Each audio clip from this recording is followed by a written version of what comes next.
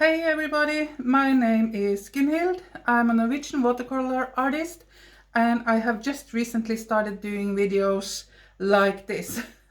This is actually my fifth video, but my second topic. So yeah, I just want to invite you to come along with me on my watercolor journey, and then maybe there is a tip or two to pick up along the road. We will find out. And also, like I said, I'm Norwegian. English is not my first language, so please bear with me. And also I want to apologize for the quality. I don't have any fancy equipment as I've just started doing this, and especially the lighting and the sound. I do apologize. But yeah, as I recently started, I haven't invested in anything because I don't know if this is something I should continue with. So please let me know. Any feedback is very, very welcome. If you have any questions, if there is something that is not clear, then please leave a comment. Also let me know if you think this is something I should continue with. And yeah, like this video, subscribe to my channel, share. I do need to build an audience if I'm to continue doing this. So of course all those things will greatly help, and I am so appreciative of your help. Yeah, so today we are gonna do these orchids. I don't know if they are loose. They are semi-loose, I think, but also kind of controlled. But I'm gonna be working with my favorite technique, which I'm not 100% sure what's called in English, but I will say charging and pushing pigment. So first thing I think about when starting a new painting is composition, and I don't see the reason to reinvent the wheel, so I will go with a plain diagonal. I already drawn the centers of two flowers. I did that even though I want it to be loose. I want the centers to be really crisp, and then just flow from there. So I decided to do a voiceover on this, and I sped up the video because otherwise it is gonna take a long time. Using this technique that I'm talking about charging and pushing pigment, it's not fast. It takes a long time, mainly because you have to let your painting dry in between every application of paint and water. So I'm starting with developing the centers, and as you can see, I already did a mistake. That's the great thing about having paper towel. You can just blot it out when there is something that's wrong. As I said, I want the centers to be like really crisp and everything to flow from there. So here I'm using a small brush with a very fine point, just to get that really controlled center. The colors that I'm using here is from Daniel Smith. It's manganese blue, indanthrone blue, quinacridone purple, serpentine, that's the light green, and I will also be using perylene green. My paper is 300 grams or 140 pounds Saunders Waterford, which is my favorite paper. It's just lovely. It works the same way every time, and there is never any problem with it, and it's not terribly expensive. So yeah, like I said, I have sped this video up because this really is not a fast process developing these centers, and it's all about controlling the water and the pigment, and that actually is something that you just have to practice. And as you can see, I'm sitting with a paper towel in my hand, and if you're really quick to blot something up when you lay it down, then it's really easy actually to lift your color. And I'm just here working on getting the depth and the highlights in these centers, because they are the only thing that is gonna be defined. I am not working from a reference photo here, but I will really encourage you to do so. And there are plenty of resources online where you have royalty-free pictures that you can download and use as your reference. Having a reference makes it easy to see where your light is, where your darks are, and the shapes and all that kind of stuff. It does make your life easier. I have painted these orchids, not exactly these ones, but orchids quite a few times, and I'm not using a reference photo. I kind of find it easier just to go with the flow, to put it that way. And yeah, as you can see, I'm repeatedly just dabbing my brush on the paper towel just to control that water and pigment ratio. So basically here I'm more or less just playing. I always think when painting that it's playtime. I want to have fun, I want to just enjoy what I'm doing. And even though things can be challenging, I still want to have it like a challenge that I enjoy doing. So here I am just following the outlines that I drew before. I did go back and erased the really strong pencil lines because I don't want them in this, because it will show. So I went in and I erased them, and I can see them even though you might not be able to see them on camera.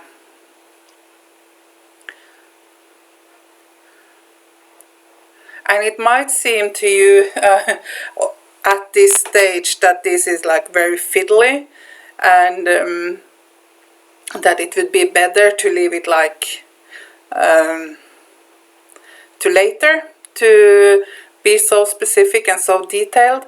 But I'm not gonna go back into these centers anymore. So when they are done, then that's more or less it. And I do apologize for my English. There are some times that I really just look for words. I will get there. They will come at the end. So yeah, I chose to do like a white-blue orchid for this painting, because that are colors that are very forgiving, and it's almost impossible to make mud, because I'm just mainly using 2 shades of blue and with these accent colors, which make it really easy with mixing and colors and all that kind of stuff. And it also looks very clean. If you look at a white flower, you will see that it actually very often has a lot of blue in it, and the shades will often be blue. So, and I love blues. I mean, I have a whole palette full of just blue colors, and I love them. It's beautiful colors. And this manganese, the light blue, oh, it's beautiful and perfect for also for like bright shiny skies. So I'm picking out some highlights.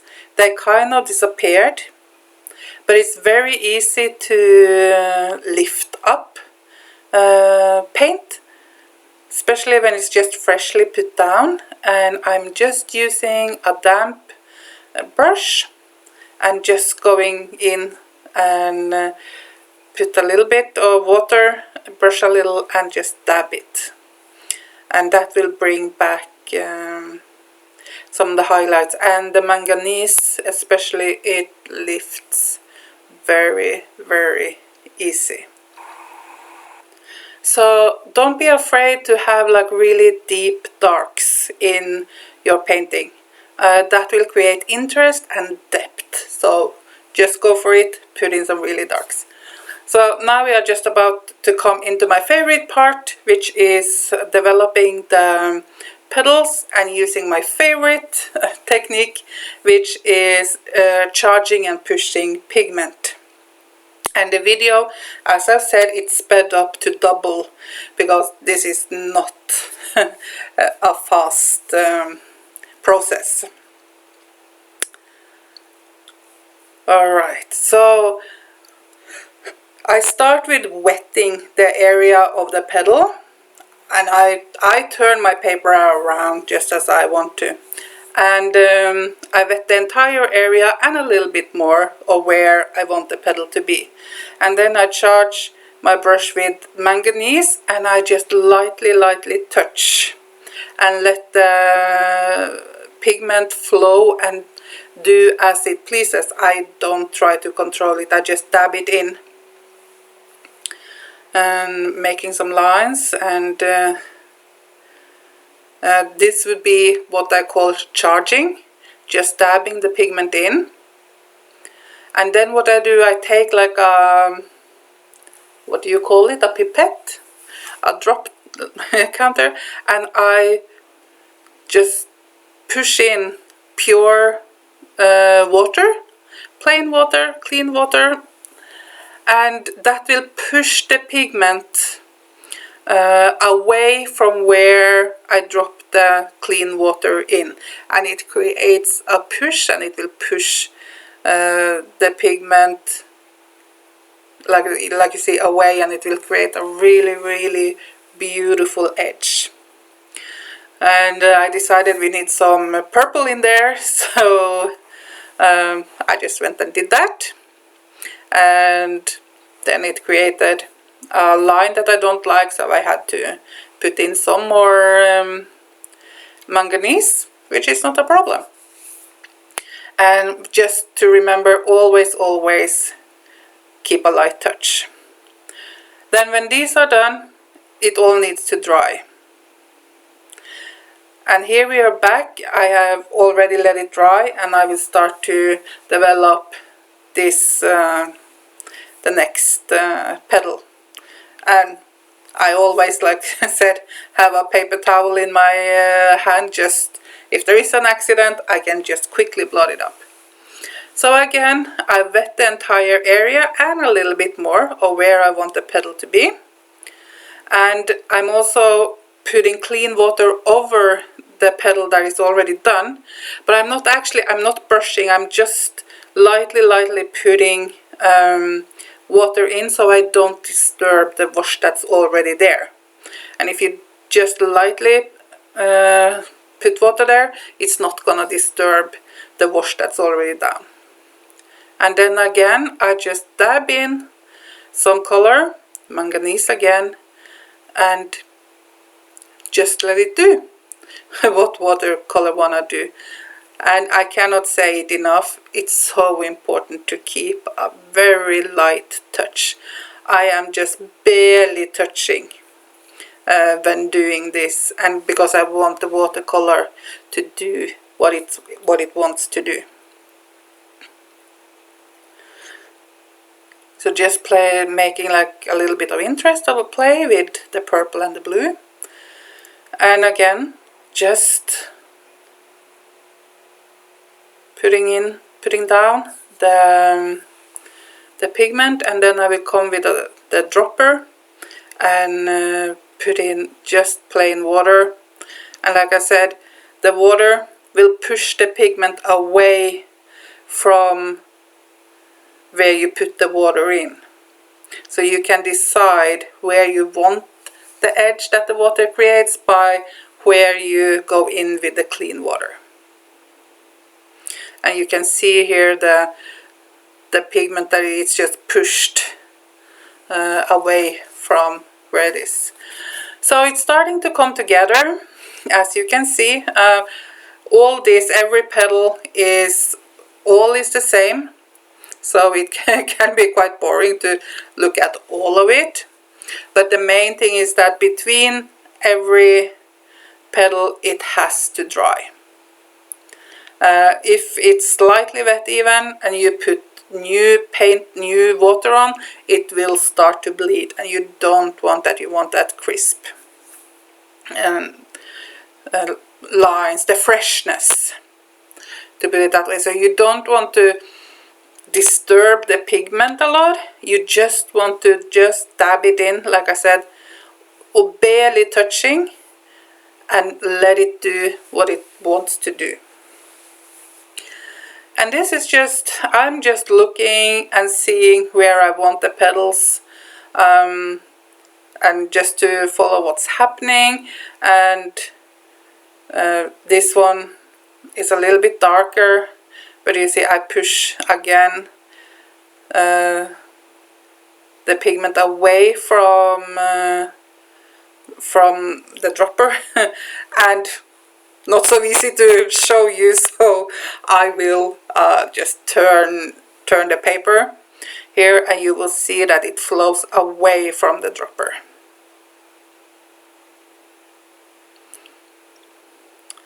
And again it has to dry. So at this point I'm starting to think that there is something missing, and I am continuing developing a few petals, and also I will be deepening my darks. But actually in my mind I'm really thinking about what to do, because it really lacks something. And when you think composition, having two of something is not a good composition. It's much better to go with 1, 3, 5, 7 and so on, not 2, 4, 6.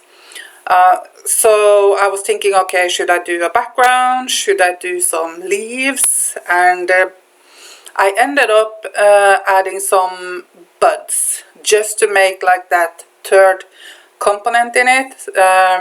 And you will see after this that I have added a stem and buds, just to make it what to say, pleasing to the eye. And that it looks like it's actually hanging on to something, and that you can imagine the rest of the plant somewhere there. And I'm continuing to just doing some finishing touches here, some negative painting just to give the shape of some leaves and give it a little more depth with the shadows and stuff like that. And yeah, but like I said, in my mind I'm like, what should I do, what should I do, what should I do? So yeah, in the next clip you will see that I have added a bud and what do you call it, stem.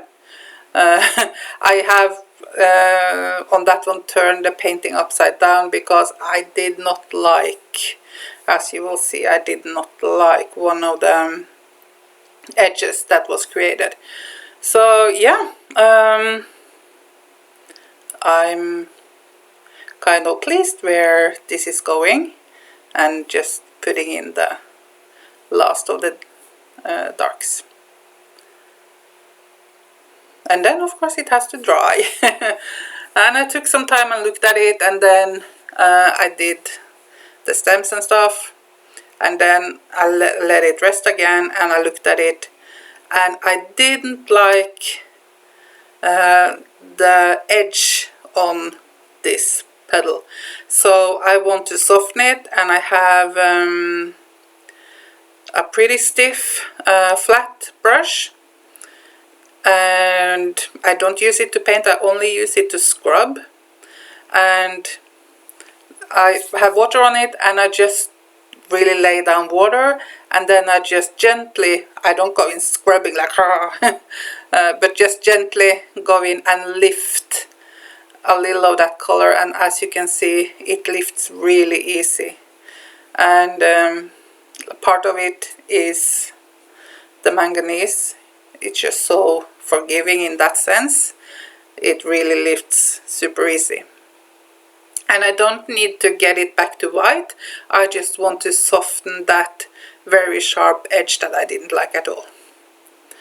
Yeah, and then I look at the other side, and I don't like that.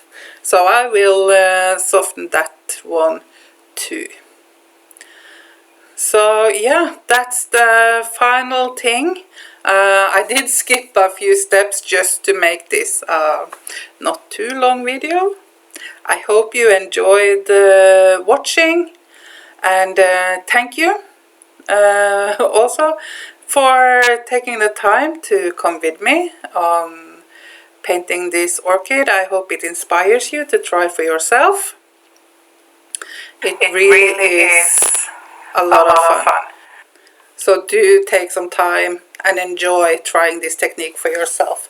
And here is the finished painting. I had a lot of fun doing it. I always do. I love fiddling with pigments like this. So thank you, like I said, thank you for watching. Any feedback on this video is very welcome.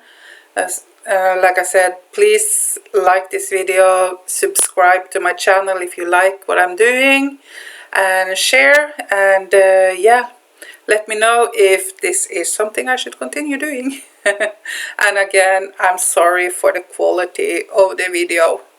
If I continue doing this, then hopefully I will be able to get some better equipment in the future.